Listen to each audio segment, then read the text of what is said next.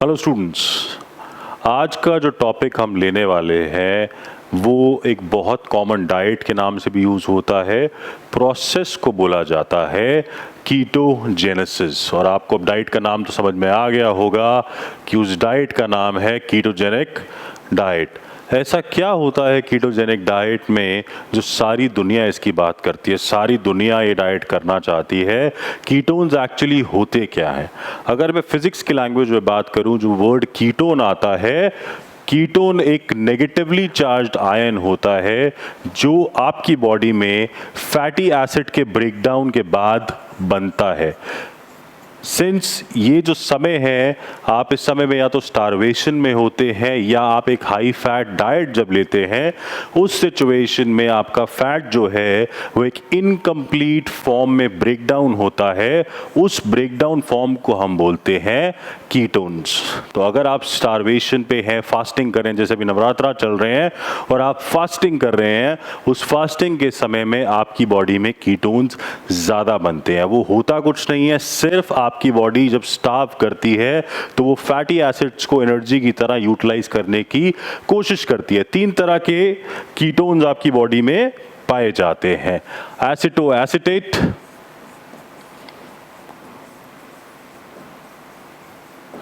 3 beta hydroxy butyrate, और last है जिसकी वजह से जो स्मेल है स्वेट में, ब्रेथ में लोगों के आती है जो कीटोजेनिक डाइट्स करते हैं, दैट इज एसीटोन। तो ये 3 तरह के, सबसे कम ये वाला होता है, सबसे ज़्यादा ये दोनों टाइप के होते हैं। कीटोन्स बनते हैं जब भी आप एक हाई फैट डाइट पे, लो कार्ब या ऑलमोस्ट नेग्लिजिबल कार्ब डाइट्स पे जाते हैं।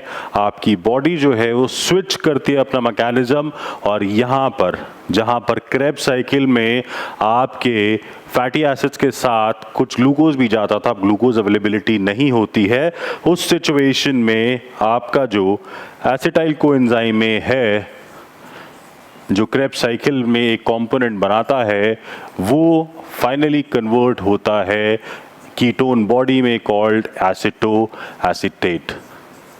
अब ये जो कीटोन्स बन रहे हैं ये तुम्हारी ब्रेथ के थ्रू, क्योंकि इनका और कोई बाहर निकलने का तरीका नहीं होता, तो ये तुम्हारी ब्रेथ के थ्रू, तुम्हारे स्वेट के थ्रू, तुम्हारे यूरिन के थ्रू बॉडी से बाहर निकलते हैं।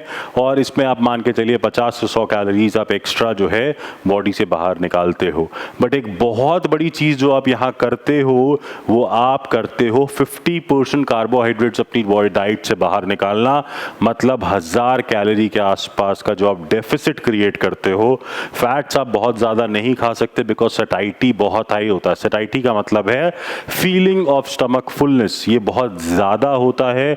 तो आप कम खाते हो, डेफिसिट मेंटेन करते हो और आपको रिजल्ट आता है। कीटोन बॉडीज़ के साथ ऐसा कोई भी जादू नहीं होता कि अगर आप एक्सेसिव कैलोरीज भी कंज्यूम करोगे तो भी आप फैट लॉस की तरफ जाओगे। यहाँ पर सिर्फ और सिर्फ कीटोन्स बन रहे हैं, बट वो कहीं भी ये नहीं दिखा रहा कि वो फैट लॉस की तरफ आप जा रहे हो।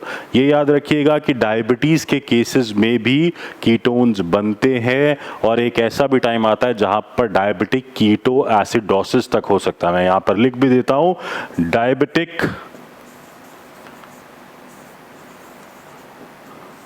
Keto acidosis. ये वो कंडीशन होती है जब कीटोन्स इतने ज़्यादा बढ़ जाते हैं कि आपकी बॉडी जो है वो एसिड फॉर्मेशन की तरफ जाने लगती है और कई केसेस में डेथ तक हो जाती है। याद रखिएगा, आपके रेड ब्लड सेल्स और आपकी मसल्स ऐसे 2 टिश्यूज़ हैं जो कीटोन्स पे सरवाइव नहीं कर सकते। बाकी सारे organs including your brain can survive on ketones. तो यहाँ पर आपको इतना तो समझ में आ गया होगा कि कीटोजेनिक डाइट्स कोई जादू नहीं है, वो सिर्फ एक हाई फैट डाइट है जो कि कीटोन्स में कन्वर्ट होता है एक्स्ट्रा फैटी एसिड और आपको एनर्जी देता है।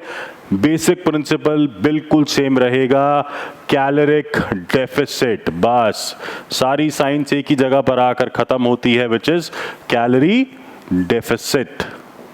अगर इससे रिलेटेड आपका कोई और क्वेश्चन या टॉपिक है तो नीचे कमेंट कीजिए, definitely will make a video on that to.